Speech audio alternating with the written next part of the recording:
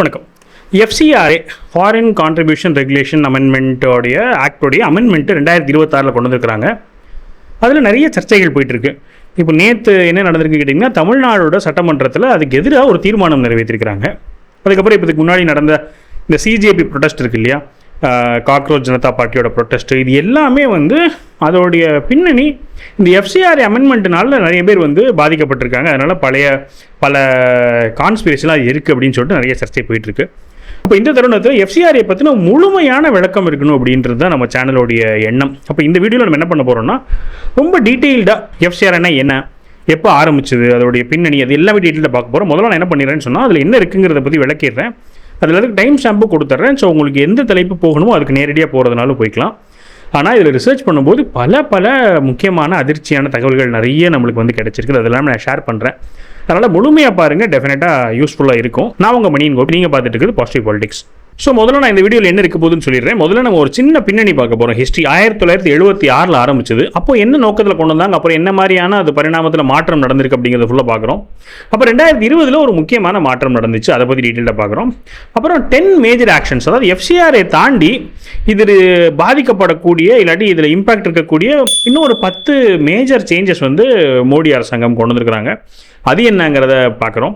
அதுக்கப்புறம் என்ன தாக்கம், இதனால என்ன நடந்துச்சு, இப்போ இது மாதிரி பல மாற்றங்கள் கொண்டு வந்ததுனால எஃப்சிஆர்ஏ மாற்றம் இல்லை 10 டிஃப்ரெண்ட் ஆக்ஷன், அதனால என்ன சேஞ்சஸ் நடந்துச்சுங்கிறத பற்றி ஒரு பேசிக்காக பார்க்குறோம். தமிழ்நாடு இதில் என்ன மாதிரியான இம்பாக்ட் பண்ணப்பட்டிருக்கு, தமிழ்நாட்டிலேயே இப்போ இதை எதிர்த்து தீர்மானம் நிறைவேற்றுறாங்க. இன்னும் மற்ற பல விஷயங்கள் நம்ம இது மூலமாக நம்மளுக்கு புரிஞ்சுக்க முடியும். தமிழ்நாடோட அரசியல் சூழ்நிலை நம்மளால் புரிஞ்சுக்க முடியும். அதனால் தமிழ்நாடு ஸ்பெசிஃபிக்காக என்ன மாற்றம்ன்றதை பார்க்குறோம்.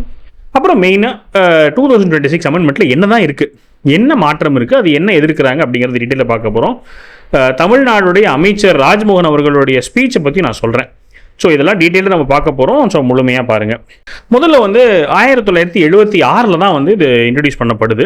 என்ன இன்ட்ரடியூஸ் பண்ணுறாங்கன்னு சொன்னால், இந்த மாதிரி ஃபாரின் ஃபண்ட்ஸ் பொலிட்டிக்கல் பார்ட்டிக்கு வரதா இருக்கட்டும், கேண்டிடேட்ஸ்க்கு வரதா இருக்கட்டும், ஜட்ஜஸ்க்கு, என்ஜிஓஸ்க்கு, கவர்மெண்ட் சர்வெண்ட்ஸ்க்கு, யாருக்கு வெளிநாட்டிலேருந்து பணம் வந்தாலும் ரிப்போர்ட் பண்ணணும் அப்படிங்கிறது தான் 1976 கொண்டு வந்த ஒரு சட்டமாக இருக்குது. எஃப்சிஆர்ஏ முதல்ல கொண்டு வந்து 1976. இதை ட்ரிகர் பண்ணது எதுக்குன்னு கேட்டிங்கன்னா, எதனால் இப்போ திடீர்னு 1947 சுதந்திரம் வாங்குறோம், 1976 எப்படி திடீர்னு கொண்டு வரப்பட்டுச்சு அப்படின்னு சொல்லி கேட்டிங்கன்னா, இந்திரா காந்தி அவர்களுக்கு அவருக்கு எதிராக இருக்கக்கூடிய அரசியல் தலைவர்கள், அரசியல் மூவ்மெண்ட்டுக்கெல்லாம் எங்கேருந்தோ ஃபாரின்லேருந்து ஒரு ஹேண்ட் இருக்குதோ அப்படின்ற ஒரு சந்தேகத்தினால அவங்க ஆரம்பிக்கப்பட்டது தான் இந்த ஒரு சின்ன ஒரு பின்னணின்னு சொல்லலாம்னு வச்சுக்கோங்களேன். அதுக்கப்புறம் ஃபர்ஸ்ட் அமெண்ட்மெண்ட் 1984 வருது. அப்படி 1984 வரும்போது என்ன புதுசாக கொண்டு வராங்கன்னு கேட்டிங்கன்னா, ப்ரேயர் பெர்மிஷன் வேணும் அப்படிங்கிறாங்க. அதாவது என்கிட்ட பெர்மிஷன் வாங்கிட்டு தான் நீ ஃபாரின்லேருந்தே ஃபண்ட் வாங்க ஆரம்பிக்கணுங்கிற அந்த முதல் மாற்றத்தை கொண்டு வராங்க. ஆடிட் ரெக்குயர்மெண்ட் வேணுன்றது கொண்டு வராங்க. அதுக்கப்புறமா பீனல் ப்ரொவிஷன்ஸ் சேர்க்குறாங்க 1984. இந்த 1984 கொண்டு வந்ததில் முக்கியமான விஷயம்னு சொல்லலாம். இதில் ஒரு பர்டிகுலர் விஷயம் என்னன்னு கேட்டிங்கன்னா, இவங்க 1984 கொண்டு வர அமெண்ட்மெண்ட் கொண்டு 10 நாளில் இந்திரா காந்தி அவர்கள் அசாசினேட் பண்ணப்படுறாங்க, கொல்லப்படுறாங்க அப்படிங்கிறது ஷாக்கிங்கான ஒரு ஹிஸ்டாரிக்கல் ஈவெண்ட். கோயின்சிடன்ஸ்னு சொல்லலாம், இல்லை சதின்னு சொல்லலாம், எப்படி வேணால் சொல்லலாம். பட் ஹிஸ்ட்ரியில் இது நடந்திருக்குது. ஏன்னு சொன்னால், அப்போ காலிஸ்தானி மூவ்மெண்ட், இப்போயுமே நம்மளுக்கு தெரியும் காலிஸ்தானி மூவ்மெண்ட் ரொம்ப ஸ்ட்ராங்காக, அதாவது பஞ்சாப் தனி நாடாக வேணும்னு அவங்க கேட்கக்கூடிய ஒரு மூவ்மெண்ட்டுன்னு வச்சுக்கோங்களேன். அந்த மூவ்மெண்ட்டுக்கு ஃபாரின்லேருந்து ஏகப்பட்ட சப்போர்ட் இருக்குது, ஃபாரினோட இன்ஃப்ளூயன்ஸ் ரொம்ப இருக்குன்றது அப்போலேருந்து இருக்குது. அப்போது அது ஒரு முக்கியமான தாக்கம் கொடுங்க. ஏன்னா 1976 அந்த எஃப்சிஆர்ஏ வரும்போது அவ்வளோ பெரிய ஒரு ஸ்ட்ராங்கான சட்டமெல்லாம் கொண்டு வரப்படல. அதில் மெயினாக ரிப்போர்ட்டிங் மட்டும்தான் இருந்துச்சு. ஆனால் 1984 நான் ஏற்கனவே சொன்ன மாதிரி ப்ரேயர் பெர்மிஷன் வேணும்னு சொன்னாங்க, ஆடிட் பண்ண வேணும்னாங்க, பீனல் ப்ரொவிஷன்ஸ் இன்ட்ரடியூஸ் பண்ணாங்க. இந்த மாதிரி கொஞ்சம் ஸ்ட்ராங்காக கொண்டு வரப்பட்ட ஒரு சட்டம்னு சொன்னால் 1984 அமெண்ட்மெண்ட் தான். அதோடைய விளைவு நம்ம பார்த்தோம். பிரசிடென்ட்டே, பிரைம் மினிஸ்டர் ஆஃப் இந்தியாவே அசைன் பண்ணுறதுக்கு ஒரு லிங்க் இருக்கலான்னு பரவலாக எல்லாராலையும் சந்தேகப்படக்கூடிய ஒரு விஷயம்னு வச்சுக்கோங்களேன். அதுக்கப்புறமா 1984 அப்புறமா 2010 தான் புதுசாகவே ஒரு சட்டம் கொண்டு வரப்படுது. ஸோ 1976 சட்டத்தை போக்கிட்டு அது ரீப்ளேஸ் பண்ணப்படுது. முதல்ல அமெண்ட்மெண்ட்னா சேஞ்சஸ் தான். இப்போயும் நம்ம கொண்டு வரது சேஞ்சஸ் தான், புது சட்டம்லாம் இல்லை. இது எப்படின்னு கேட்டிங்கன்னா, புது சட்டமே 1976 போக்கிட்டு 2010 கொண்டு வராங்க. அதில் என்னதான் புதுசாக கொண்டு வராங்கன்னு கேட்டிங்கன்னா, இப்போ கிட்டத்தட்ட நான் பார்த்தோன்னா 2026 இருக்க பல விஷயங்கள் 2010 கொண்டு வரப்பட்டது தான். அதாவது இப்போ மோடிஜி கொண்டு வரது என்னன்னு கேட்டிங்கன்னா, புதுசாக நிறைய விஷயங்கள் கொண்டு வரல, ஏற்கனவே இருக்கிறத ஒரு சில ரிஃபைன் பண்ணியிருக்காங்க.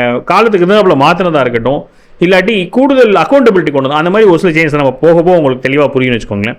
அப்போ 2010 என்ன புதுசாக கொண்டு வந்தாங்கன்னு கேட்டிங்கன்னா, ஒரு தடவை அப்ரூவல் வாங்கிட்டு அப்ரூவலாக இருந்துட்டு இருக்க மாதிரி இருந்தது போக்கிட்டு எவ்ரி 5 years அப்ரூவல் வாங்கணும் அப்படின்றத கொண்டு வந்தாங்க. அசட் டிஸ்போசல், இப்போ வந்து உங்களுக்கு பெர்மிஷன் ரத்து ஆயிடுச்சுன்னு சொன்னால் அந்த அசட்டை வந்து எப்படி டிஸ்போஸ் பண்ணப்படணும் அப்படிங்கிறத கொண்டு வந்தாங்க. இன்ஸ்பெக்ஷன் பவர்ஸ் வந்து கொண்டு வந்தாங்க. காம்பவுண்டிங் அஃபென்சஸ் பெரிய குற்றமாக வந்து அறிவிக்கக்கூடிய ப்ரொவிஷன்ஸ்லாம் வந்து கொண்டு வந்தாங்க. இதெல்லாம் வந்து 2010 கொண்டு வந்த புது சட்டத்தில் வந்த மாற்றங்கள். இப்போ நம்ம பெரிய சர்ச்சையாக பார்த்துட்டு இருக்க ஒரு சில பாயிண்ட்ஸ் வந்து ஆக்சுவலாக 2010 உள்ள சட்டத்தில் இருக்குது. ஆக்சுவலாக ஆல்ரெடி சட்டத்தில் இருக்கிற விஷயத்தை தான் இப்போ எதிர்த்துட்டு இருக்காங்க. அதை நான் விளக்குறேன். இதில் வந்து 2010 அப்புறமா 2014 ஒரு முக்கியமான ஒரு ஈவெண்ட் நடந்திருக்கு. இது ரிசர்ச் பண்ணும்போது கொஞ்சம் ஒரு சில விஷயங்கள் தெரிய வருதுன்னு வச்சுக்கோங்களேன். 2014 டெல்லி ஹைகோர்ட்லேருந்து ஒரு ரூலிங், என்ன ரூலிங் வருதுன்னு சொன்னால், பிஜேபி காங்கிரஸ் இது போன்ற 2 முக்கியமான பார்ட்டிஸில் மற்ற பார்ட்டிஸுமே வந்து சட்டத்துக்கு புறம்பாக ஃபாரின் டொனேஷன்ஸ் வாங்கியிருக்கிறாங்க அப்படின்னு சொல்லி ஒரு ரூலிங் கொண்டு வராங்க. அந்த ரூலிங் வருது. இந்த ரூலிங்கை வந்து செயலிழக்க வைக்கிற மாதிரி என்ன பண்ணுறாங்கன்னு சொன்னால் ஒரு அமெண்ட்மெண்ட் கொண்டு வராங்க. 2016 ஃபினான்ஸ் ஆக்டில் செக்ஷன் 236 ஒரு அமெண்ட் பண்ணுறாங்க. மோடிஜி அரசாங்கத்தில் தான். என்ன அமெண்ட் பண்ணுறாங்கன்னு சொன்னால், ஃபாரின் சோர்சஸ், அதாவது ஃபாரின்லேருந்து ஃபண்ட் அப்படின்னு சொன்னால் முன்னாடி இருந்து டெஃபினேஷன் எப்படி இருந்ததுன்னு கேட்டிங்கன்னா, இப்போ இந்திய கம்பெனி இருக்குது, இந்தியன் கம்பெனி. ஆனால் அது இந்தியன் கம்பெனியில் ஃபாரின் ஷேர் ஹோல்டிங் இருக்குது, ஃபாரினுடைய இன்வெஸ்ட்மெண்ட் இருக்குது, ஷேர் ஹோல்டிங் இருக்குதுன்னு சொன்னால் அந்த இந்தியன் கம்பெனி டொனேஷன் கொடுத்தாலும் அதுவும் ஃபாரின் ஃபண்டிங் தான். அப்படி தான் வந்து கிளாசிஃபிகேஷன் இருக்குது. இந்தியன் கம்பெனி கிளாசிஃபிகேஷன் கிடையாது. ஃபாரின் ஷேர் ஹோல்டிங் இருந்தாலும் அது ஃபாரின் கம்பெனி இருந்துச்சு. அப்படி இருக்க வேண்டாம் அப்படின்னு சொல்லிட்டு என்ன பண்ணுறாங்கன்னு சொன்னால் 2016 உள்ள அமெண்ட்மெண்ட்டில் Indian company foreign share holding இருந்தாலும் அது இந்தியன் கம்பெனி ஃபண்டிங் தான், அது ஃபாரின் ஃபண்டிங் கிடையாதுன்னு சொல்லி மாற்றுறாங்க. இதில் எல்லாரும் நிறைய பேருடைய குற்றச்சாட்டு என்னவா இருக்குன்னு சொன்னால், பிஜேபியாக இருக்கட்டும் காங்கிரஸாக இருக்கட்டும், இது அரசியல் கட்சிகளுக்கு ஒரு சேஃப்டி கொடுக்கக்கூடிய ஒரு அமெண்ட்மெண்ட்டாக இருந்தால் யாருமே வாயை திறக்கிறது இல்லை. இப்போ எல்லாரும் தாம் தூம்னு குதிக்கிறாங்க இல்லையா, அந்த மாதிரிலாம் 2016 அமெண்ட்மெண்ட்டில் எந்த ஒரு சேஞ்சஸுமே இல்லை. அதுவும் கோர்ட்டோடைய தீர்ப்புக்கு செயலிழக்க வைக்கிற மாதிரியான ஒரு அமெண்ட்மெண்ட். ஆனால் அது வந்து யாருக்கு பாதுகாப்பாக இருக்குதுன்னு சொன்னால், பொலிட்டிக்கல் பார்ட்டிஸ்க்கு பாதுகாப்பாக அந்த அமெண்ட்மெண்ட் மாறுது. அப்போ என்ன ஆயிருதுன்னு சொன்னால், 2 பார்ட்டிஸுமே அது ஒத்துக்கிறாங்க, சண்டையெல்லாம் போடுறதில்ல, பார்லிமெண்ட்டில் அதை நிறைவேற்றிடுறாங்க. இது முதல் அமெண்ட்மெண்ட். இந்த அமெண்ட்மெண்ட் என்ன சொல்லுதுன்னா, ரெட்ராஸ்பெக்டிவாக 2010 அது செல்லுபடி ஆகும்னு ரெட்ராஸ்பெக்டிவாக மாற்றுறாங்க. 2016 கொண்டு வந்தாலும் 2010 அவள் இதுக்கு முன்னாடி பண்ண அந்த ஃபண்டிங் வந்து சரியான ஃபண்டிங் தான் மாற்றுறதுக்கான சட்டம். அப்போ 2018 திரும்பி இன்னொரு அமெண்ட்மெண்ட் கொண்டுறாங்க. இதில் என்ன ஆயிருதுன்னு கேட்டிங்கன்னா, அது வந்து சுப்ரீம் கோர்ட்டுக்கு கேஸ் போகுது. அப்போ சுப்ரீம் கோர்ட்டில் போகும்போது என்ன வருதுன்னு கேட்டிங்கன்னா, அப்போ 2010 முன்னாடி வாங்கின ஃபண்டிங்லாம் தப்புன்ற மாதிரி கொண்டு வந்துடலாமான்ற ஒரு பேச்சு வருது. அப்போ 2016 நம்ம கொண்டு வந்த ரெட்ரோஸ்பெக்டிவ் வந்து 2010 வாங்கின funding Indian companies foreign share holding இருந்தாலும் சரின்னு நம்ம கொண்டு வந்தோம். அது பத்தலை. ஏன்னா திரும்ப வந்து கோர்ட்டில் கேஸ் நடந்துட்டு இருக்கு. பேசாமல் என்ன பண்ணிவிடுவோம், ரெட்ராஸ்பெக்டிவாக 1976 அந்த சட்டம் செல்லுன்னு நம்ம ரெட்ராஸ்பெக்டிவாக மாற்றினோம். 2018 திரும்பி செக்ஷன் 220 அமெண்ட் பண்ணிட்டு அந்த ஒரு எஃபெக்டை கொண்டு வராங்க. ஸோ இந்த 2 அமெண்ட்மெண்ட்டுமே அரசியல் கட்சிகளுக்கு சாதகமாக இருக்கிறதுனால பெருசாக பேசுபொருள் ஆகலை அப்படிங்கிறது தான் வந்து சேட் ரியாலிட்டி. சரி, ஆக்சுவல் அமெண்ட்மெண்ட் எப்போ தான் வருதுன்னு கேட்டிங்கன்னா 2020 வருது. அப்போ 2020 தான் நம்ம வந்து சீரியஸாக கவனிக்கிறோம் வெளிநாட்டிலேருந்து பணம் எப்படி வருது, அதை எப்படி நம்ம தடுக்கணும்னு சொல்லிட்டு. இது முக்கியமான ஒரு பின்னணி என்னன்னு கேட்டிங்கன்னா, கோல்டு வார் அந்த சூழல் வந்ததுக்கு அப்புறமா மற்ற நாடுகள்லாம் நம்ம நாட்டை வந்து எப்படி இன்ஃப்ளூயன்ஸ் பண்ணணும்னு நினைக்கிறாங்கன்னு சொல்லி இந்த மாதிரி ஃபண்டிங் மூலமாக தான் இங்கே இருக்கிற அமைப்புகளுக்கெல்லாம் ஃபண்டு கொடுத்து அவங்களுடைய வேலைகளை இங்கே செய்ய வைக்கிறாங்க. அதுதான் வந்து நோக்கம். அப்போ இது சீரியஸாக கவனிக்கணும், ரொம்ப முக்கியமான பிரச்சனை அப்படின்னு சொல்லிட்டு 2026 என்ன மாற்றம் கொண்டு வராங்கன்னு கேட்டிங்கன்னா, முதல் மாற்றம், இதுக்கு முன்னாடி யாராக இருந்தாலும் சரி, இந்த என்ஜிஓஸ் யாராக இருந்தாலும் ஃபாரின் ஃபண்ட் வாங்குறாங்கன்னா அவங்க ஒரு அக்கௌண்ட்டை நிர்ணயம் பண்ணி அந்த அக்கௌண்ட்டுக்கு ஃபாரின் கான்ட்ரிபியூஷன் வந்துட்டு இருந்துச்சு.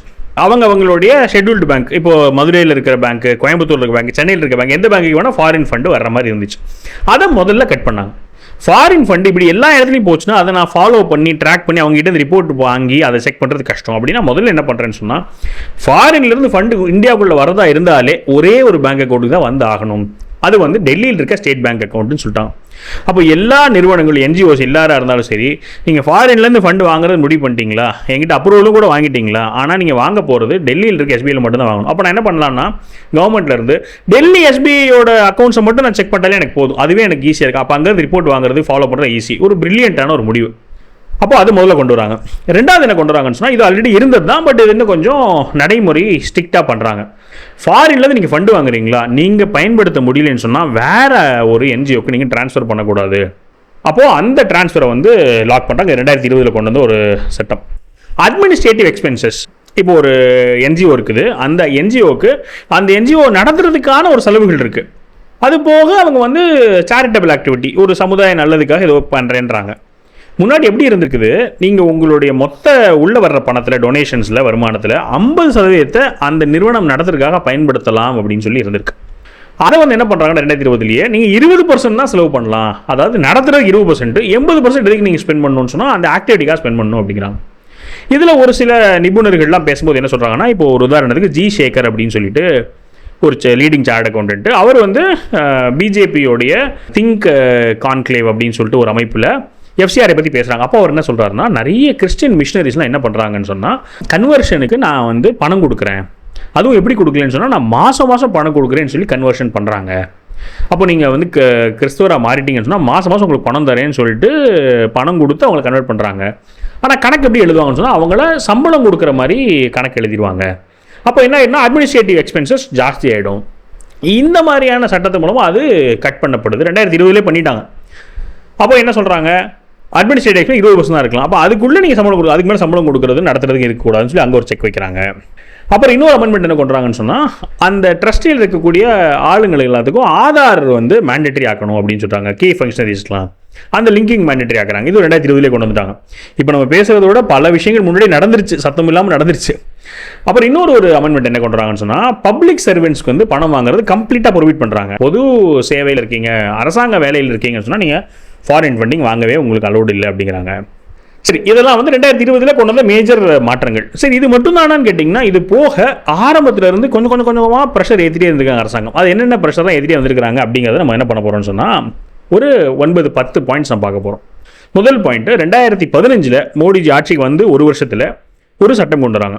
அதுக்கு பேர் black money undisclosed and foreign income and assets disclose பண்ணுறக்கூடிய ஒரு சட்டம் 2015 கொண்டு வராங்க. அப்போ என்ன சொல்கிறாங்கன்னு சொன்னால், என்ஜிஓவாக இருக்கீங்க, என்னவா இருக்கீங்க, உங்களுக்கு ஃபாரினில் ஃபண்ட் இருக்குது இல்லை அசட் இருக்குது, ஆனால் அரசாங்கத்துக்கு நீங்கள் தெரிவிக்கவே இல்லை அப்படின்னு சொன்னால் உங்களுக்கு ஒரு பிளாங்கெட்டை நான் உங்களுக்கு ப்ரொடெக்ஷன் தரேன். நான் ஒன்றும் பெருசாக நோண்ட போகிறதோ எதுவும் பனிஷ்மெண்ட் அதெல்லாம் கிடையாது. வெளிப்படையாக வந்து ஒத்துக்கோங்க, நான் சொல்கிற அந்த பர்சன்டேஜ் கெட்டுங்க, ஓகே, ஆனால் எனக்கு தெரியாமல் இருக்கக்கூடாது அப்படின்னு சொல்லிட்டு இது அப்பப்போ என்ன பண்ணுவாங்கன்னா, ஒரு பீரியட் ஆஃப் டைம் ஒரு பிளாங்கெட்டான ஒரு ஸ்கீம் ஒன்று கொண்டு வருவாங்க. அது என்னன்னு சொன்னால், இப்படி ஆடுபுலி ஆட்டம் ஆடிட்டே இருக்க வேண்டாம், நீங்கள் மறைக்கிறது நான் துரத்துறது இப்படி பண்ண வேண்டாம், சரி ஏதோ நடந்துருச்சு, இப்போ இன்னையிலேருந்து நம்ம எல்லாம் சரியாக கொண்டு போகலாம் அப்படின்னு சொல்லிட்டு ஒரு ஸ்கீம் கொண்டு வருவாங்க. இது இன்கம் டேக்ஸ்லையும் சரி, ஜிஎஸ்டிலையும் சரி, கம்பெனிஸ்லையும் எல்லாத்துலேயுமே இந்த மாதிரி ஸ்கீம் வரும். அப்போ நீங்கள் வெளிப்படையாக ஒத்துக்கோங்க, என்கிட்ட சொல்லுங்கள், இத்தனை % டேக்ஸ் கேட்டுங்க, நான் பழைய தவறு அப்படின்லாம் நான் வந்து பீனல் ப்ரொவிஷன்லாம் விட்டுறேன், இனிமேல் எல்லாம் நல்லபடியாக நடக்கலாம்னு சொல்லி ஸ்கீம் போடுறாங்க. அந்த மாதிரி கொண்டு வந்த ஸ்கீம் 2015. அதில் நிறைய என்ஜிஓஸ் வந்து ஆமாம் நாங்கள் வந்து சொல்ல முடியல, பல காரணங்கள், உண்மையான காரணங்கள் இருக்கலாம், நடைமுறை சிக்கல்னால இருக்கலாம், இல்லை நிஜமாலுமே தப்பாக இருக்கலாம், வாட் எவர் இட் இஸ், இப்போ எல்லாம் சரி பண்ணலாம் அப்படின்னு சொல்லிட்டு நிறைய பேர் டிஸ்க்ளோஸ் பண்ணி அதை கொண்டு வந்தது. இது வந்து முதல் நடவடிக்கை எடுத்தது. 2014 நமக்கு தெரியும் டிமானிட்டைசேஷன், இந்த 500 100 பண மதிப்பு இழப்பு. அதுக்கப்புறம் அது என்ன பண்ணிவிடுவாங்கன்னா வேறு நோட்டு திருப்பி ரிஃப்ரெஷ் பண்ணிவிடுவாங்க. அப்போது கேஷ் டிரான்சாக்ஷன்ஸ் தான் பயங்கரமாக கட்டுக்குள்ளே கொண்டு வரப்பட்டுச்சு. அப்புறம் 2014 பேனையும் ஆதாரையும் லிங்க் பண்ணணும் அப்படின்னு சொல்லி கொண்டு வந்தாங்க. டிஜிட்டல் கேவைசி கொண்டு வந்தது. அதுக்கப்புறம் 2017 ஜிஎஸ்டி கொண்டு வந்தது. இப்போ ஜிஎஸ்டிக்கும் என்ஜிஓக்கும் என்ன சம்மந்தம்னு கேட்டிங்கன்னா, இப்போ என்ன சொன்னாங்கன்னா, ஜிஎஸ்டியில் நீங்கள் டொனேஷன் வாங்குறீங்க, சமூக சேவை பண்ணுறீங்க, அது ஓகே, அது ஜிஎஸ்டி இல்லை. ஆனால் நீங்கள் வேறு ஏதாவது தொழிலில் இன்வால்வ் ஆனீங்கன்னு சொன்னால் அதுக்கெல்லாம் ஜிஎஸ்டி வரணும். அப்போ நீங்கள் என்ன பண்ண முடியாதுன்னா, ட்ரஸ்ட்டுங்கிற ஒரு போர்வையில் என்ன வேணால் பண்ணிப்பேன், எதுக்குமே வராதுன்னு சொல்லி கொண்டு வரக்கூடாது. இது உங்களுடைய எக்ஸம்ப்டட் கேட்டகரி தவிர பாக்கி வேறு என்ன நீங்கள் வேலை பண்ணாலும் அதுக்கு நீங்கள் ஜிஎஸ்டி ரெஜிஸ்டர் பண்ணணுன்ற ஒரு சட்டத்தை கொண்டு வந்தாங்க. அப்போ அது மூலம் என்னாச்சுன்னா, ஒருவேளை இன்கம் டேக்ஸில் கவனிக்கப்படலைன்னா, ஒருவேளை பேங்கிங்கில் கவலைப்படலைன்னா இன்னொரு டிபார்ட்மெண்ட்டே கவனிக்கும். ஜிஎஸ்டி மூலமாக நீங்கள் வந்து என்ன பண்ணப்படலாம்னா ட்ராக் பண்ணப்படலாம். அதாவது அவங்களுடைய நடவடிக்கைகள்லாம் தெரிய வந்துடும் அரசாங்கத்துக்கு அப்படிங்கிறனால அது மூலமாக ஒரு நடவடிக்கை வந்துச்சு. அப்புறம் 2020 ஃபினான்ஸ் ஆக்டில் என்ன பண்ணாங்கன்னு சொன்னால், கன்னியஸ் கம்ப்ளைண்ட்ஸ் இருக்கணும் அப்படிங்கிறாங்க. அதாவது ஒரு தடவை ரெஜிஸ்ட்ரேஷன் பண்ணிட்டா போதாது. அதுக்கப்புறம் நான் 2020 சொல்லியிருந்தேன் இல்லையா, அப்போ கன்னியஸாக ஒரு 5 வருஷத்துக்கு கூட நீ என்ன பண்ணணும், ரெஜிஸ்ட்ரேஷன் பண்ணணும், கேஒய்சி அப்டேட் பண்ணணும், அந்த மாதிரி கொண்டு வந்தாங்க. 2021 ஒரு ரூல் கொண்டு வந்தாங்க, சிஎஸ்ஆர் ரூல்ஸ் அமெண்ட்மெண்ட் அப்படின்னு சொல்லிட்டு. அதாவது இப்போ ஒரு வந்து இந்தியன் கம்பெனி என்ஜிஓக்கு வந்து என்ன பண்ணுறாங்கன்னா, அவங்களுடைய லாபத்துலேருந்து ஒரு 2% சிஎஸ்ஆர்னு கொடுக்குறாங்கன்னு சொன்னால், நீங்கள் எந்த கம்பெனிலேருந்து எந்த என்ஜிஓக்கு கொடுத்தீங்கிறத ரிப்போர்ட் பண்ணுங்கன்னு சொல்லிட்டு சிஎஸ்ஆர் ரூல்ஸ் அமெண்ட்மெண்ட் அப்படின்னு சொல்லி ஆக்ட் கொண்டு வந்தாங்க. அதுக்கப்புறம் 2022 வந்து பிஎம்எல்ஏ, அதாவது மணி லாண்ட்ரிங்கை வந்து ரொம்ப அந்த prevention of money laundering act இன்னும் ஸ்ட்ரென்தன் பண்ணாங்க. அப்போது என்ன நடக்கக்கூடாதுன்னு சொன்னால், கள்ள பணத்தை ட்ரஸ்ட்டு மூலமாக நல்ல பணமாக மாற்றுறதுக்கான நடவடிக்கைகள் நடந்துட்டு இருக்கிறத கட்டுப்படுத்துறதுக்காக இந்த மாதிரி ஒரு திட்டம் கொண்டு வந்தாங்க. 2023 ஒரு சட்டம், digital personal data protection act அப்படின்னு சொல்லிட்டு. அப்போது ஒரு டேட்டாவை நீங்கள் கலெக்ட் பண்ணுறீங்கன்னு சொன்னால், நீங்கள் வச்சுருக்கீங்கன்னா அது கரெக்டான டேட்டா வச்சுருக்கணும், அதிகமான டேட்டா கலெக்ட் பண்ணக்கூடாது. அது எப்படின்னு சொல்கிறதுக்கான ஒரு திட்டம் கொண்டு வந்தாங்க, அதாவது சட்டம் கொண்டு வந்தாங்க. அதுக்கப்புறம் கடைசியாக வந்து நம்ம enhanced banking security, banking transactions எல்லாத்தையுமே இன்னும் பயங்கரமாக செக்யூரிட்டி ஜாஸ்தி பண்ணி, கேஒய்சி ஜாஸ்தி பண்ணி, இந்த மாதிரி ஒரு 10 நடவடிக்கைகள் எடுத்து இது மூலமாக என்ன பண்ணுறாங்கன்னு சொன்னால், ஃபாரின்லேருந்து தப்பான பணம் உள்ளே வர்றதை தடுக்கிறதா இருக்கட்டும், இல்லை இங்கே வந்து தப்பான வழியில் வந்து பணத்தை தலைவலிக்கிறத வந்து கட்டுப்படுத்துறதா இருக்கட்டும், இல்லை ட்ராக் பண்ணுறதா இருக்கட்டும். தப்பு நடந்தால் கூட அது யார் பண்ணானே தெரியாமல் இருந்துச்சுன்னா அது ஜாஸ்தியாகிட்டே போகக்கூடாதுன்றதுனால அதை ட்ராக் பண்ணு. இந்த மாதிரி பல வழிமுறைகள் மூலமாக ஏற்கனவே இந்த எஃப்சிஆரையும் சேர்த்து அரசாங்கம் வந்து நடவடிக்கைகள் எடுத்துகிட்டே வராங்க. அதோடைய அடுத்த கட்டம் தான் வந்து இப்போ நம்ம பார்க்குறது. சரி, இதனால் என்ன நடந்துச்சு? இவ்வளோ ஆக்ஷன்ஸ் நடந்ததுனால ஒரு ஸ்டாட்டிஸ்டிக்ஸ் என்ன சொல்லுதுன்னா, 2012 கிட்டத்தட்ட 41,000 என்ஜிஓ இருந்தது. இவங்க கொண்டு வந்த சட்டத்து மூலமாக அவங்களால ஃபாலோ பண்ண முடியும். ஏன்னா ஃபாலோ பண்ணாங்கன்னா மாட்டிக்குவாங்க, ரிட்டர்ன் ஃபைல் பண்ணாங்கன்னா தெரிஞ்சிடும் எங்கேருந்து பணம் வந்ததுன்னு சொல்லிட்டு. அப்போ என்ன பண்ணிடுறது, கவர்மெண்ட் இருக்கிறது, அதுவே சீஸ்டு கேன்சலேஷன், இல்லை இவங்களே கேன்சல் பண்ணுறது, இந்த மாதிரிலாம் பண்ணி கடைசியில் இப்போ 2026 41,000 என்ஜிஓலேருந்து 14,000 என்ஜிஓ குறைஞ்சி கிட்டத்தட்ட 30,000 என்ஜிஓ இந்த எஃப்சிஆர்ஏ இல்லாமல் பண்ணிட்டாங்க. அப்போது ஆக்சுவலி ஸ்பீக்கிங் வளர வளர வளர, அதாவது டெக்னாலஜி வளருது, ஃபாரினில் இருக்கவங்களை காண்டாக்ட் பண்ண முடியும், ஃபாரினில் இருக்க டோனர்ஸை காண்டாக்ட் பண்ண முடியும், இன்டர்நெட் வளர்ந்துருச்சு. இதெல்லாம் ஆக ஆக உங்கள் ஆக்சுவலி ஸ்பீக்கிங் எஃப்சிஆர் இருக்கக்கூடிய ட்ரஸ்ட்டு வந்து ஜாஸ்தி தான் ஆகணும். ஆக்சுவலி ட்ரஸ்ட்டோட எண்ணிக்கை கூடியிருக்கு. ஏன்னா பணம் நிறையா இருக்கும்போது நிறைய பேருக்கு வந்து மக்களுக்கு சேவை பண்ணணுன்ற ஆசை வரும். அப்போ பணம் போட்டு நிறைய ட்ரஸ்ட்டுகள் வளருது, ட்ரஸ்ட்டு வளரதான் செய்யுது. எஃப்சிஆரே இருக்கிற ட்ரஸ்ட்டு குறைஞ்சிருக்கு. இது சாலிடாக கண் முன்னாடி தெரிகிற ஒரு ஸ்டாட்டிஸ்டிக்ஸ். 4 ஒரு பங்காக குறைஞ்சிருச்சு. சரி, தமிழ்நாடு எப்படி இருக்குது அப்படின்னு பார்த்தோன்னு சொன்னால், தமிழ்நாடு தான் இருக்கிறதுலே அதிகமான கேன்சலேஷன். நம்பர் ஆஃப் ட்ரஸ்ட்டில் வந்து மகாராஷ்டிரா ஜாஸ்தியாக இருக்கலாம், ஆனால் கேன்சலேஷன் அதிகமாக எதுன்னு பார்த்தோன்னு சொன்னால் தமிழ்நாடு தான் இருக்குது. இதெல்லாம் வந்து தெளிவாக நம்மளுக்கு தெரியும். எல்லோரும் கேட்குறாங்களா, தமிழ்நாடு மட்டும் எப்படி அரசியல் சூழ்நிலை மாறி இருக்குது, தமிழ்நாட்டில் மட்டும் எப்படி மோடி எதிர்ப்பு அதிகமாக இருக்குது, தமிழ்நாட்டில் மட்டும் எப்படி வேறு மாதிரியான ஒரு அரசியல் சூழ்நிலை எல்லோரும் குழப்பிட்டே இருக்காங்களா? இது ஒரு உதாரணம். ஏன்னா தமிழ்நாட்டில் தான் வந்து கேன்சல் பண்ணப்பட வேண்டிய என்ஜிஓஸ் அவ்வளோ இருந்திருக்கு. அப்போது இதெல்லாம் வந்து நம்மளோட இம்பாக்டை காமிக்கக்கூடிய விஷயங்கள். சரி, இப்போ நம்ம வந்து மெயின் மேட்டருக்கு வந்துட்டோம்னா, 2026 இப்போ எல்லோரும் வந்து கூச்சல் போடுற எஃப்சிஆருக்கு என்ன தான் இருக்குது, ஏன் எதிர்க்கிறாங்க அப்படிங்கிறதுனால ஃபஸ்ட்டு அமெண்ட்மெண்ட்டில் என்ன இருக்குன்றதை பார்த்துரும். ஒரு 10 பாயிண்ட் 12 பாயிண்ட். நீங்கள் எஃப்சிஆரை வாங்கணும்னு சொன்னால், அது ஃபாரின்லேருந்து ஃபண்டு வாங்கணும்னு ஒரு ட்ரஸ்ட் முடிவு பண்ணுறீங்க. என்கிட்ட என்ன ஆக்டிவிட்டிக்காக நீங்கள் ஃபண்டு வாங்குறீங்கன்றதை சொல்லுங்கிறாங்க.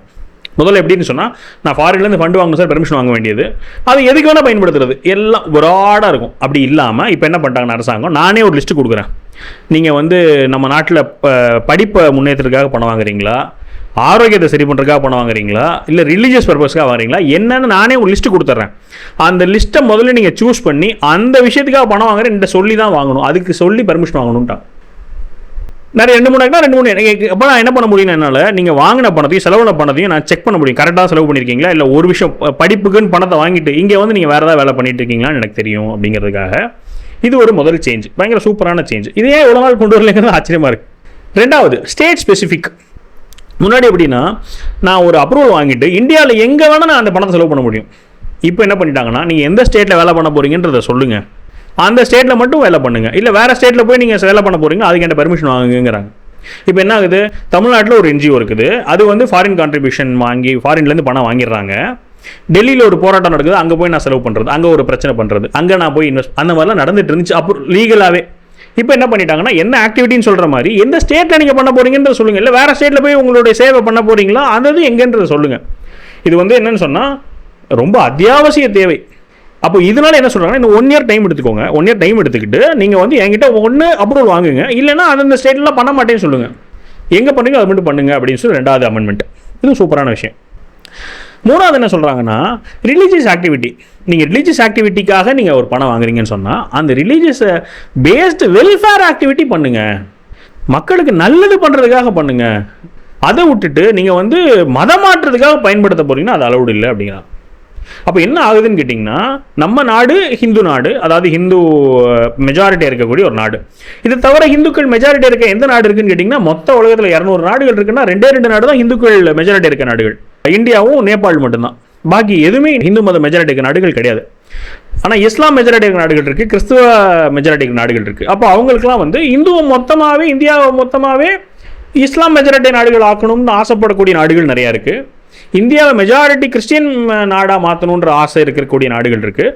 ஒரு ஓப்பன் ஆஃபரே கொடுத்து மாற்றுற மாதிரியான சூழ்நிலை வரலாம் தானே, அந்த மாதிரி இருக்கக்கூடாதுங்கிறதுக்காக என்ன பண்ணுறாங்கன்னு சொன்னால், உங்கள் மதத்தின் பேரில் நீங்கள் வந்து ஒரு ஆக்டிவிட்டி பண்ணுறீங்க. இப்போ எப்படின்னு சொன்னால், ஒரு சர்ச்சு கட்டுறாங்க, ஒரு மசூதி கட்டுறாங்க. அப்போது அது என்னென்னு சொன்னால், அவங்க வந்து ப்ரே பண்ணுறதுக்காக நாங்கள் ஒரு இடம் ஃபெசிலிட்டேட் பண்ணி கொடுக்குறோம், அதுக்கு நான் வந்து உதவி பண்ணுறேன், அது வேறு. ஆனால் மதம் மாற்றுறதுக்காக செலவு பண்ணுறதுக்காக நீங்கள் வாங்குறதுன்னு அனுமதி கிடையாது அப்படிங்கிறாங்க. அடுத்தது, இது ஒரு சூப்பரான விஷயம், எனக்கு பிடிச்சிருக்கு. நீங்கள் உங்களோட கருத்துக்கள் கண்டிப்பாக பதிவு பண்ணுங்கள். கடந்த 2 வருஷத்தில் நீங்கள் எப்போ அப்ளை பண்ணுறீங்களோ 2 வருஷத்தில் நீங்கள் சேவா காரியத்துக்காக, சேரிட்டபிளுக்காக 10 லட்ச ரூபா செலவு பண்ணியிருந்தீங்கன்னா நீங்கள் ஃபாரினில் போய் பணம் வாங்குங்க. நீங்கள் நம்ம நாட்டில் வந்து நீங்கள் ஒரு 10 லட்ச ரூபா மதிப்புள்ள சேவா காரியம் பண்ணாமல் நீங்கள் என்ன பண்ணாதீங்கன்னு சொன்னால், ஃபாரின்லேருந்து ஃபண்டு வாங்குறேன்னு கிளம்பாதீங்க அப்படிங்கிறாங்க. இது ஒரு இது தானே. அதாவது இங்கே எனக்கு லோக்கலில் யாருமே தெரியாது, எனக்கு பணம் கொடுத்து உதவி பண்ணுறதுக்கு எனக்கு இங்கே யாருமே இல்லை, எனக்கு சேவை பண்ணுறதுக்கு நான் மொத்தமாகவே நான் 50,000 தான் நான் லோக்கல்லையே பணம் கலெக்ட் பண்ணி நான் சேவ் பண்ணிக்கேன், ஆனால் எனக்கு ஃபாரின்லேருந்து பணம் கொடுக்குறதுக்கு ஆள் இருக்காங்கன்னு சொன்னால், அப்போ எதன் அடிப்படையில் அவங்க உங்களை நம்பி பணம் தர்றாங்க? அப்போ உள்ளூரில் எப்படி உங்களுக்கு வந்து அந்த பணத்தை திரட்டி உங்களால் ஏன் சேவை காரியம் பண்ண முடியல? இப்போ பொதுவாக ஃபாரின்லேருந்து ஒரு ஃபண்டு வருதுன்னு சொன்னால் இங்கே வேலை நடந்துகிட்ருக்கு அப்படின்றதுனால நம்பிக்கையின் அடிப்படையில் அவங்க பணம் தராங்கிறது ஒன்று. இன்னொன்று, அவரால் வந்து நம்ம நாட்டை தாண்டி வெளிநாட்டில் ஒரு இன்ஃப்ளூயன்ஸ் இருக்குது, கான்டாக்ட் இருக்குங்கிற மாதிரி எடுத்துக்கலாம். அப்போ அதுவே இல்லாமல் நீங்கள் அப்படி போகாதீங்கிறது ஒரு பேசிக்கான ஒரு க்ரைட்டீரியாவாக வச்சுக்கிறாங்க. நல்ல விஷயம். அடுத்து என்ன ஒரு அமெண்ட்மெண்ட் கொண்டு வந்திருக்காங்கன்னு சொன்னால், டிஸ்க்ளோஷர் நிறையா பண்ணியிருக்காங்க. முன்னாடி எப்படி இருக்கும்னு கேட்டிங்கன்னா, அந்த ஃபண்டை வச்சு அவங்க என்னெல்லாம் சேரிட்டபிள் ஆக்டிவிட்டி பண்ணாங்கங்கிறது மொத்தமாக இருக்கும். இப்போ என்ன சொல்கிறாங்கன்னா, எனக்கு ப்ராஜெக்ட் வைஸ் டேட்டா கொடுங்க, இந்த ப்ராஜெக்ட் எவ்வளோ செலவு பண்ணீங்க, இந்த ப்ராஜெக்ட் எவ்வளோ செலவு பண்ணீங்க, இந்த ப்ராஜெக்ட் எவ்வளோ செலவு பண்ணீங்க. அப்போது டேக்ஸ் வேணான்னு நான் சொல்லிட்டேன். அப்போ நீங்கள் வந்து அரசாங்கத்துக்கு என்ன பண்ண போகிறதுனா டேக்ஸ் செலவு பண்ண போகிறதில்ல, சமூக காரியத்துக்கு தான் ஃபுல்லாக நீங்கள் பணம் செலவு பண்ணலாம்னு சொல்லியாச்சு. அப்போ எதுக்கு பண்ணீங்க எனக்கு விளக்கம் கொடுங்கன்னு கேட்குறாங்க. அதில் கூடுதலாக ஒன்று சேர்த்துருக்காங்க. என்ன சேர்த்துருக்காங்கன்னா, உங்களோட சோஷியல் மீடியா ஹேண்டில்ஸ் பற்றின தகவல்கள் அந்த ரிப்போர்ட்டு கொடுக்கணும்னு சொல்லியிருக்காங்க. ஏன்னா இப்போ சோஷியல் மீடியாவில் வந்து அவங்க என்ன பண்ணால் அது மூலமாகவும் இன்ஃப்ளூயன்ஸ் பண்ண முடியுது, அது மூலமாகவும் ஒரு வேலை பண்ணிட்டு இருக்காங்கனால அந்த தகவல் வரணும் அப்படின்றத சொல்லியிருக்காங்க. இந்த அமெண்ட்மெண்ட் இதுதான் இருக்கிறதே மிகப்பெரிய சர்ச்சையான அமெண்ட்மெண்ட். இதை தான் தமிழ்நாடு சட்டசபையில் முழுமையாக பேசி அவங்க வந்து பெருசாக அதை எதிர்த்ததுக்கு ஒரே காரணம் இந்த அமெண்ட்மெண்ட் தான். அவங்க என்ன சொல்கிறாங்கன்னு சொன்னால், நீங்கள் வந்து ஃபாரின்லேருந்து பணம் வாங்கி இங்கே வேலை பண்ணுறீங்க, நிறையா சொத்து சேர்க்குறீங்க, சமூக சேவை பண்ணுறது போக நிறையா சொத்துகளும் என்ன பண்ணிடுறீங்கன்னா பில்டு பண்ணிடுறீங்க. ஆனால் நீங்கள் என்ன பண்ணலைன்னா, இதில் சொல்லப்படுற ரூல்ஸை ஃபாலோ பண்ணி நீங்கள் ரினியூ பண்ண முடியல எஃப்சிஆர்ஐ கடியில். அப்போ ரூல்ஸை ஃபாலோ பண்ணுறது எங்கேயோ என்ன ஆயிருந்தா தடைப்பட்டு போயிடுது. அப்போ எப்போ நீங்கள் வந்து இந்த ரூல்ஸை ஃபாலோ பண்ணுறதுக்கு தடைப்பட்டு போகுதோ, எப்போ உங்கள் ரெஜிஸ்ட்ரேஷன் கேன்சல் பண்ணப்படுதோ, எப்போ உங்கள் ரெஜிஸ்ட்ரேஷன் வந்து எக்ஸ்பயர் ஆகுதோ, அப்போ அந்த சொத்துக்கள் வந்து பறிமுதல் செய்யப்படும் அப்படிங்கிறாங்க. அது எப்போ சொல்கிறாங்கன்னா, பறிமுதல் செய்யப்படும், அது ஒரு பிரெஸ்கிரைப்ட் அத்தாரிட்டி, இதுக்குன்னு தனியாக ஒரு அத்தாரிட்டி, ஒரு போர்டு மாதிரி ஒன்று ஃபார்ம் பண்ணி அந்த போர்டு வந்து என்ன பண்ணணும், அந்த சொத்தெல்லாம் நிர்வாகம் பண்ணும். எப்போ நீங்கள் அந்த ரூல்ஸ்லாம் ஃபாலோ பண்ணி திரும்ப உங்கள் ரெஜிஸ்ட்ரேஷன் சரி பண்ணுறீங்களோ அப்போ நான் திரும்ப சொத்தை கொடுத்துட்றேன் அப்படிங்கிறாங்க. அப்போது அது வரைக்கும் என்ன பண்ணணும், அந்த சொத்தெல்லாம் பிரெஸ்கிரைப்ட் அத்தாரிட்டியில் இருக்கும். அப்போ என்ன சொல்கிறாங்கன்னு சொன்னால், இவங்க சொத்தெல்லாம் பறிமுதல் ஆகிறதுக்கு வாய்ப்பு இருக்குங்கிறதா பயமே. சட்டசபையில் ராஜ்மோகன் மந்திரி என்ன சொல்கிறாருன்னு சொன்னால், இதுக்கு அகெயின்ஸ்டாக தான் தமிழக வெற்றி கழகம் இருக்குது, தமிழக அரசு இருக்குது, இதனால நீங்கள் வந்து இந்த சட்டத்தை வாபஸ் வாங்குங்கன்னு சொல்கிறாங்க. இதில் கேலி கூத்து என்னன்னு கேட்டிங்கன்னா, இந்த விஷயம், அதாவது இந்த சொத்து பறிமுதல் பண்ணப்படும், ரெஜிஸ்ட்ரேஷன் கேன்சல் ஆனா அப்படிங்கிறது வந்து இப்போ கொண்டு அமெண்ட்மெண்ட்டில் இல்லை, 2010 உள்ள அமெண்ட்மெண்ட்லேயே இருக்குது. 2010 கடந்த 16 வருஷமாகவே இந்த சொத்துக்கள் வந்து அரசாங்கம் எடுத்துக்கூன்று இருக்குது. என்ன சேஞ்சுன்னு மட்டும் சொல்கிறேன். 2010 வந்து ஸ்டேட் கவர்மெண்ட்டில் இருக்க அத்தாரிட்டி வந்து அதை பண்ணுவாங்கன்னு இருந்துச்சு. ஆனால் அந்த சட்டம் வந்து 2010, 2026 16 வருஷத்தில் ஸ்டேட் கவர்மெண்ட், எந்த ஸ்டேட் கவர்மெண்ட்டுமே எந்த ஒரு ரெஜிஸ்ட்ரேஷன் கேன்சல் பண்ண எஃப்சிஆர்கிட்டருந்தும் சொத்தை பறிமுதல் பண்ணல. அதுக்கு இன்னொரு காரணம் என்ன கேட்டிங்கன்னா, ஸ்டேட் கவர்மெண்ட்டில் உள்ள அத்தாரிட்டி பண்ணுன்றது அந்த சட்டத்தில் இருந்ததே ஒழிய அதை எடுத்து என்ன பண்ணணும், யார் வச்சுருக்கணும், அதை வந்து கேன்சலே ஆயிடுச்சுன்னா அது எப்படி அரசாங்கத்துக்கே போயிடுமா, அந்த மாதிரி விளக்கம் எதுவுமே இல்லை. அதனால் அவங்களால அதை ஃபாலோவே பண்ண முடியல. இப்போ என்ன பண்ணிட்டாங்கன்னா, ஸ்டேட் கவர்மெண்ட் வேணாம், சென்ட்ரல் கவர்மெண்ட்டே ஒரு பிரெஸ்கிரைப்ட் அத்தாரிட்டி ஃபார்ம் பண்ணி அது என்ன பண்ணும் ஏது பண்ணுங்கிற டீட்டெயிலில் சொல்லிட்டாங்க. அப்போ அதனால இது நடைமுறை வரப்போகுதுங்கிறது அவங்களுக்கு தெரியுது. இது வரைக்கும் சட்டத்தில் இருந்தாலுமே நடைமுறையில் இல்லை, அதனால் அவங்க பயப்படாமல் இருந்தாங்க. இப்போ நடைமுறைப்படுத்த போகிறாங்க அப்படின்னு தெரிஞ்ச உடனே இவங்களுக்கு பயம் வந்துடுச்சு. அப்போ இது என்ன இருக்கணும், ரூல்ஸை ஒழுங்காக ஃபாலோ பண்ணலாம், ரினியூ பண்ணலாம், அதெல்லாம் விட்டுட்டு ரூல்ஸை ஃபாலோ பண்ணாமல் ரினியூ பண்ணாமல் இருக்கவங்க சொத்தை பறிமுதல் பண்ணப்படக்கூடாதுங்கிறதுக்காக ஆர்கியூ பண்ணிட்டு இருக்காங்க. இதுதான் பிரச்சனை. இதில் இன்னொரு முக்கியமான பாயிண்ட் கொண்டுறாங்க. என்ன கொண்டுறாங்கன்னு சொன்னால், உங்களோட சொத்தை வந்து பறிமுதல் பண்ணிடுறாங்க, ஒரு குறிப்பிட்ட டைம் கொடுக்குறாங்க, அதுக்குள்ளே நீங்கள் வந்து ரினியூவல் பண்ணிடணும். அப்படி ஒருவேளை நீங்கள் ப்ரிஸ்கிரைப் டைம்குள்ளே ரினியூ பண்ணலன்னு சொன்னால் அந்த சொத்து எல்லாமே கன்சாலிடேட்டட் ஃபண்ட் ஆஃப் இந்தியாவுக்கு போய் அது பொதுமக்கள் தேவைக்கு போயிடும். எனிவே இது சேரிட்டபிளுக்காக தான் நீங்கள் வாங்கியிருக்கீங்க, அந்த சேரிட்டபிள் பர்பஸ் தான் அதுவும் போக போகுது. அப்புறம் என்ன பிரச்சனை, இதில் பிரச்சனை இருக்கக்கூடாது. இருந்தாலும் நான் நிர்வாகம் பண்ணுறேன், அப்போ நான் இவ்வளோ நாள் கஷ்டப்பட்டு நிர்வாகம் பண்ணது என்னோட கண்ட்ரோல்லேருந்து போயிடுச்சேங்கிறது தான் பயம். அப்போ கண்ட்ரோல்லேருந்து ஏன் போகுது, நீங்கள் சொல்கிற சட்டத்திட்டத்தை ஃபாலோ பண்ணாதனால கண்ட்ரோல்லேருந்து போகுது. அப்போ அது நியாயம் தானே. இப்போ இந்து கோயில்கள் இருக்குது, அந்த கோயில்கள்லாம் எப்படி அரசாங்க கண்ட்ரோலுக்குள்ளே போச்சு? ஒழுங்காக நிர்வாகம் பண்ணலங்கிற, இல்லை ஒருவாள் நிர்வாகம் பண்ண மாட்டாங்கிற யூகத்தின் அடிப்படையில் எடுத்துக்கிட்டாங்க ஆல்ரெடி. அப்போ அது அவ்வளோ பெரிய ஒரு 40,000 கோயில்களுக்கு மேலேயே கண்ட்ரோல் எடுத்துக்கிட்டாங்க. இதில் என்ன சொல்கிறாங்கன்னா, நீங்கள் சிஸ்டத்தை ஃபாலோ பண்ணாமல் ரினியூ பண்ணாமல் விட்டிங்கன்னா தற்காலிகமாக எடுத்துக்குவாங்க, அதுக்கப்புறம் நீங்கள் ஒரு குறிப்பிட்ட பீரியடுக்கும் நீங்கள் ஃபாலோ பண்ணாமல் இருந்தீங்கன்னா பெர்மனெண்ட்டாக போயிடுங்கிறாங்க. அதில் எப்படி போகும்னு சொன்னால், ஒரு ஹாஸ்பிட்டல் இருக்குது, ஃபாரின்லேருந்து ஃபண்டு வாங்கி அந்த ஹாஸ்பிட்டல் அவங்க நடத்திட்டு இருந்திருக்கிறாங்க. இப்போ வந்து அவங்க ரூல்ஸ்லாம் ஃபாலோ பண்ணி ரெனியூ பண்ண முடியல, ரிஜிஸ்ட்ரேஷன் கேன்சல் ஆயிடுதுன்னு சொன்னால் அவங்க திரும்ப அந்த ஹாஸ்பிட்டலில் வேற ஒரு நிர்வாகத்திட்ட ஒப்படைப்போம் அப்படிங்கிறாங்க. அது வேற ஒரு அரசாங்கத்தோட நிர்வாகத்துக்கிட்டேயோ இல்லை இன்னொரு ஒரு நிர்வாகத்துக்கிட்டேயோ ஒப்படைப்போம் அப்படிங்கிறாங்க. இதுதான் வந்து இதில் உள்ள பிரச்சனை. இவங்களுக்கு வந்து இந்த சொத்துலாம் போயிடுமே அப்படிங்கிறது தான் பயம். இதில் வந்து கார் இருக்கும், வீடு இருக்கும். நிறைய பேர் என்ன பண்ணியிருப்பாங்கன்னா, ஃபாரின் ஃபண்டை வச்சு நிறைய பர்சனல் அசெட்ஸ்லாம் வாங்கியிருப்பாங்க. அதெல்லாம் போயிடுமேங்கிற பயத்தில் தான் பயங்கரமாக துள்ளி குதிக்கிறாங்க. இதில் அடுத்த ஒரு பில் இன்ட்ரடியூஸ் பண்ணியிருக்காங்க. என்ன இன்ட்ரடியூஸ் பண்ணியிருக்காங்கன்னா, protection of religious institution bill அப்படின்னு சொல்லிட்டு, இதோடைய சேர்த்து இந்த FCR அமெண்ட்மெண்ட்டோட சேர்த்து. இதில் என்ன இருக்குன்னு சொன்னால், இப்போ நான் சொத்துலாம் பறிமுதல் பண்ணப்படும் சொல்லியிருந்தேன் இல்லையா, அந்த சொத்தில் ஒருவேளை கோயிலோ சர்ச்சோ மசூதியோ இருந்துச்சுன்னா அந்ததோடைய கேரக்டர் மாற்றப்படாது. இவங்க வந்து ஒரு சர்ச்சை வந்து பறிமுதல் பண்ணி அது சர்ச் இல்லாமல் பண்ண மாட்டாங்க, அது ப்ரொடெக்ட் பண்ணப்படும். அதனால நீங்கள் அது பயப்படாதீங்க அப்படின்றதுக்காக அந்த ரிலீஜியஸ் ப்ரொடெக்ஷன் பில் கொண்டு வந்துருக்காங்க.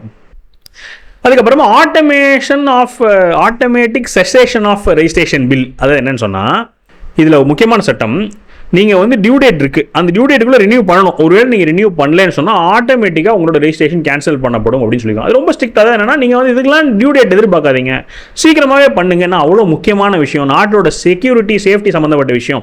இதில் போய் எனக்கு வந்து இன்னும் கொஞ்சம் டைம் கொடுங்க, இன்னும் கொஞ்சம் லீனியண்டாக கொடுங்கன்னு சொல்லாதீங்க அப்படிங்கிறதுக்காக ரொம்ப ஸ்ட்ரிக்டாக இருக்கணுன்றதுக்காக கொண்டு வந்துருக்காங்க. அப்புறம் இம்ப்ரிசன்மெண்ட், எனக்கு இது புரியல ஆக்சுவலி, ஏன் வந்து எல்லாத்தையும் ஸ்ட்ரிக்ட் பண்ணிவிட்டு இந்த இம்ப்ரிசன்மெண்ட் குறைச்சிருக்காங்கிறது எனக்கு புரியல. 5 வருஷம் அப்படிங்கிற இந்த இம்ப்ரிசன்மெண்ட்டை மேக்ஸிமம் இம்ப்ரிசன்மெண்ட்டே 1 வருஷம் கொண்டு வந்துருக்காங்க. இதுக்கு என்ன காரணம் இருக்கலாம் அப்படிங்கிறத யோசிக்க முடியல. எனக்கு இப்போ என்ன யோசிக்கலாம்னு சொன்னால், நிறைய வந்து அப்பாவி ஆளுங்களை வந்து அதாவது அப்பாவி ஆளுங்களன்னா வேற ஒரு பினாமி மாதிரி ஆளுங்களை வந்து ஆஃப் பொசிஷனில் வச்சுட்டு பின்னாடி இருந்து வேற யாரோ இயக்குறாங்களோ, அதுதான் ப்ரிடாமினெண்ட்டாக நடக்குதோ அப்படின்னு நானாக கெஸ் பண்ணுறேன். அப்போது அரசாங்கம் என்ன பார்க்கலான்னு சொன்னால், இதை நடத்திட்டு இந்த தப்பெல்லாம் பண்ணிட்டு கையெழுத்து போட்டு ஒரு ஆள் இருப்பார்ல, அவர் ஆக்சுவல் ஆள் இல்லைப்பா, அது வெறும் அம்பு தான், எழுதினவர் வேற யாரோ. நம்ம வந்து அந்த அம்பை பிடிச்சி ஜெயிலில் போட்டு என்ன பண்ணுறது? அவங்க பண்ண தவறுலாம் அனுபவிக்கலாம் சொத்து. அப்போ அந்த சொத்தில் வந்து கரெக்டாக கவனம் செலுத்துறது, ரெஜிஸ்ட்ரேஷன் கேன்சல் அதிலெல்லாம் கவனம் வைப்போம். ஆனால் மேக்ஸிமம் இதிலெல்லாம் அப்பாவி ஆள் தான் இருக்கிறாங்க. இல்லாட்டி அவங்களுக்கு போய் நம்ம பனிஷ்மெண்ட்டை குறைக்கணுன்றக்காக கொண்டு வந்துருக்காங்களா? நான் ஒயில்டு கெஸ் பண்ணுறேன், இதோட இன்டென்ஷனை கெஸ் பண்ணுறேன். உங்களுக்கு ஏதாவது தோணுச்சுன்னா அதுவும் நீங்கள் சொல்லுங்கள். ஏன்னா மற்ற எல்லாம் ஸ்ட்ரிக்ட் பண்ணிவிட்டு இதை மட்டும் அவங்க வந்து லீனியன்ஸ் பண்ணது எனக்கு அது மட்டும் கொஞ்சம் குழப்பம். அடுத்து வந்து இன்னொரு முக்கியமான என்ன சொல்லியிருக்காங்கன்னா, ஸ்டேட் கவர்மெண்ட்ஸ் வந்து இந்த நிறுவனங்களை இந்த அமைப்புகளை வந்து இன்வெஸ்டிகேஷன் பண்ணணும்னு நினச்சா சென்ட்ரல் கவர்மெண்டோட அப்ரூவலோட தான் நீங்கள் வந்து பண்ணணும், ப்ரையர் அப்ரூவலோட தான் பண்ணணும் அப்படிங்கிறாங்க. இதுக்கு என்ன காரணமாக இருக்கலாம்னு நினச்சேன்னு சொன்னால், இந்த சட்டம் வந்து சென்ட்ரல் கவர்மெண்ட் சட்டம், பணம் வந்து நியூ டெல்லி SBIயில் தான் வருது, இதோட டேட்டாலாம் அவங்கள்ட்ட தான் இருக்கும். அப்போ இன்வெஸ்டிகேஷன் பண்ணாலும் அவங்கள்ட்ட தான் ஃபுல் கண்ட்ரோல் இருக்குது. அப்போ அவங்களுக்கு தான் தெரியணுங்கிறது ஒன்று. இன்னொன்று, இப்போ ரீசெண்டாக நம்ம பார்த்தோம் இல்லையா, சென்ட்ரல் கவர்மெண்ட்டோட ஏஜென்சிஸ் வந்து இங்கே ஒரு சில ரெய்டெல்லாம் போகும்போது இங்கேயே தடுக்கப்பட்டாங்கிற ஒரு நியூஸ் கேள்விப்பட்டோம். அப்புறம் இங்கே லோக்கல் ஏஜென்சிஸ் போயிட்டு அங்கே டேட்டாவெல்லாம் அவங்க அழிச்சிட்டாங்கிற நியூஸ் கேட்டு, இந்த மாதிரி ஒரு சில நியூஸ்லாம் கேட்டதுனால இது ஒரு அடிஷ்னலாக சேர்த்துக்கிட்டாங்களோ அப்படின்னு எனக்கு தோணுது. ஏன்னா ஸ்டேட் கவர்மெண்ட்டில் பவர் இருக்கிற ஏஜென்சிஸ் வந்து அகெயின்ஸ்டாக சென்ட்ரல் கவர்மெண்ட்டில் வேறு பார்ட்டி, ஸ்டேட் கவர்மெண்ட்டில் வேறு பார்ட்டிலாம் இருக்கும்போது கொஞ்சம் ஒரு ஏஜென்சிக்கு இன்னொரு ஏஜென்சிக்கு சண்டை வர்ற மாதிரியான சூழ்நிலை வரக்கூடாது அப்படிங்கிறதுனால இப்போ ஃபுல் கண்ட்ரோல் எடுத்துக்கிட்டாங்கன்னு நினைக்கிறேன். அதுலேயுமே என்ன சொல்லியிருக்காங்கன்னா, ஸ்டேட் ஏஜென்சி இன்வெஸ்டிகேட் பண்ணக்கூடாதுன்னு சொல்லலை, பண்ணுங்க, என்கிட்ட சொல்லிட்டு பண்ணுங்க, அப்ரூவ் வாங்கிட்டு பண்ணுங்க அப்படிங்கிற மாதிரி சொல்கிறாங்க. ஸோ இது ஒரு அமெண்ட்மெண்ட்டு. இதுதான் வந்து FCRA உள்ள ஃபுல் விஷயங்கள். அப்போ என்ன பண்ணியிருக்காங்கன்னு சொன்னால், ஃபாரினோடைய இன்ஃப்ளூயன்ஸ் ஜாஸ்தி இருக்குது. எதில் ஜாஸ்தி இருக்குதுன்னு கேட்டிங்கன்னா, இந்தியாவோடைய செயல்பாடுகளில் அவங்க வந்து இன்ஃப்ளூயன்ஸ் பண்ண முயற்சி பண்ணுறாங்க. ஒரு போராட்டமாக இருக்கட்டும், இல்லாட்டி வந்து ஒரு ரோடு போடுற அமைப்பாக இருக்கட்டும், இல்லாட்டி ஒரு எலக்ட்ரிசிட்டி ஜென்ரேட்டிங் ப்ராஜெக்டாக இருக்கட்டும், இல்லை காப்பர் பிளான்ட்டாக இருக்கட்டும், இந்த மாதிரி எதுனாலும் அவங்க என்ன பண்ண முடியுதுன்னு சொன்னால், ஒரு மாயை கிரியேட் பண்ணி எப்படி சோஷியல் மீடியா வார்ஃபேர் மாதிரி இங்கேயுமே NGO மூலமாக பண்ணுறாங்க. இது வந்து நம்ம சொல்கிறது கிடையாது, உலக நாடுகள் எல்லாருமே சொல்கிறாங்க. இந்த FCRA மாதிரி திட்டம் கண்ட்ரோல்லாம் வந்து 100 நாடுகளுக்கு மேலே அமலில் இருக்கக்கூடிய விஷயம்தான். அப்போ அதனால் இப்போ கூட ரீசெண்டாக ட்ரம்ப் அவர்கள் சொல்கிறாரு, டொனால்ட் ட்ரம்ப் சொல்கிறாரு, இந்தியன் எலெக்ஷன்ஸில் அமெரிக்கன் பணம் வந்து விளையாண்டுருக்குன்னு சொல்லி ட்ரம்ப்பு மீடியாவில் ப்ரெஸ்ஸில் சொல்கிறார். ஏன்னா அவர் வர்றதுக்கு முன்னாடி உள்ள ஆட்சிங்கிறதுனால அவர் சொல்கிறார். அப்போ அந்த மாதிரி நேரடியாக போட்டி போட முடியாமல் நேரடியாக சண்டை போட முடியாத நிறைய பேர் என்ன பண்ணுறாங்கன்னா இந்த மாதிரியான திட்டத்து மூலமாக நாடை வந்து சீர்குலை வைக்கிறதுக்கு முயற்சி பண்ணுறாங்க. அதை தடுக்கிறது நம்மளுடைய அத்தியாவசிய கடமை. கிட்டத்தட்ட 15,000 ட்ரஸ்ட்டு தான், அதுலேயும் தமிழ்நாட்டில் 5,000 ட்ரஸ்ட்டு தான். அவங்களுடைய நோக்கமே சேவை பண்ணுறது, மக்களுக்கு சேவை பண்ணுறது. அவங்களுக்கு நம்ம வந்து என்ன பண்ணுறாங்கன்னு சொன்னால், அதுவும் வெளிநாட்டிலேருந்து பணத்தை வாங்கி சேவை பண்ணுறவங்களுக்கு கூடுதல் கண்டிஷன்ஸ் போடுறதை எதிர்த்து தமிழ்நாடு அரசாங்கமே வந்து இறங்கியிருக்கு. எல்லா அமைப்புகள், கிறிஸ்டின் அமைப்புகள்லாம் போய் நிற்கிறாங்க. அதுவும் மைனாரிட்டிக்கு அகேன்ஸ்ட்னு சொல்கிறாங்க. இது மைனாரிட்டிங்கிற வார்த்தை அந்த என்ன சொல்கிறது கன்வர்ஷனுக்கு அகேன்ஸ்டாக இருந்தாலுமே அந்த கன்வர்ஷனுமே ஒரு சில பர்டிகுலர் மதத்தை குறிப்பிட்டு இல்லை. இதில் எதுவுமே பர்டிகுலர் மதத்தை குறிப்பிட்டே கிடையாது. எல்லா மதத்துக்கும் பொதுவான சட்டம் தான். இது இந்துக்கள் வந்து கன்வர்ஷன் பண்ணாலும் அதை தடை பண்ணும். இது இந்துக்களுடைய கோவில்கள், இந்துக்களுடைய ட்ரஸ்டோடைய இதுவும் அதை வந்து ஜப்தி பண்ணும். இதில் இந்த சட்டத்தில் எல்லாமே எல்லா மதத்துக்கும் பொதுவான சட்டமாக இருந்தாலுமே இவங்க என்ன பண்ணுறாங்கன்னா இது மைனாரிட்டி அகேன்ஸ்ட்னு சொல்கிறாங்கன்னா, அப்போ மைனாரிட்டி அதிகமாக வந்து ஃபாரின் ஃபண்டிங் வருதுங்கிறது அவங்களே ஒத்துக்கிறாங்க. மைனாரிட்டிக்கு மட்டும் அதிகமான ஃபாரின் ஃபண்டிங் வருது, அப்போ வெளிநாட்டில் இருக்கவங்களுக்கு இந்தியா நாட்டில் இருக்கக்கூடிய மத அந்த ப்ரொபோஷனை மாற்றணுன்ற ஒரு தேவை வருதுங்கிறத இவங்களே வெளிப்படுத்துகிறாங்க. அப்போ இந்த மாதிரியான விஷயங்கள் எல்லாம் வந்து தாவேகாவுடைய நிலைப்பாடை பார்க்கும்போது நம்மளுக்கு வந்து பயமாக இருக்குது. என்னடா ஒரு பக்கம் வந்து கரப்ஷனை ஒழிக்கிறாங்கன்னு பார்க்குறோம், ஒரு பக்கம் வந்து கரப்ஷன் கம்மியாக இருக்குன்னு கேள்விப்படுறோம். இந்த மாதிரிலாம் கேட்டுப்பட்டிருக்கும்போது பெரிய பெரிய விஷயங்கள்லாம் வந்து இந்த மாதிரி அவங்க வந்து ரொம்ப ஸ்ட்ராங் ஸ்டாண்ட் எடுக்கிறாங்களே, அதுவும் சைலண்ட்டாக எடுத்துகிட்டு போயிடுறாங்களே, இளைஞர்கள் வந்து இவ்வளோ தூரம் நம்பிட்டு இருக்காங்களே, இதை கொண்டு போய் சேர்க்கணும், இது அவங்களுக்கு புரியணும் அப்படிங்கிறதான் நோக்கம். அதனால் வந்து நீங்கள் இது உபயோகமாக இருக்கும்னு நம்புகிறேன். நீங்கள் என்ன நினைக்கிறீங்க இந்த மொத்த வீடியோவை பற்றி அப்படிங்கிறத கண்டிப்பாக கமெண்ட் பண்ணுங்கள். யாருக்கு உபயோகம்னு நினைக்கிறீங்களோ அவங்களுக்கு வந்து வீடியோ ஷேர் பண்ணுங்கள். மேலும் ஒரு பாசிட்டிவ் வீடியோ சந்திக்கிறேன். வணக்கம்.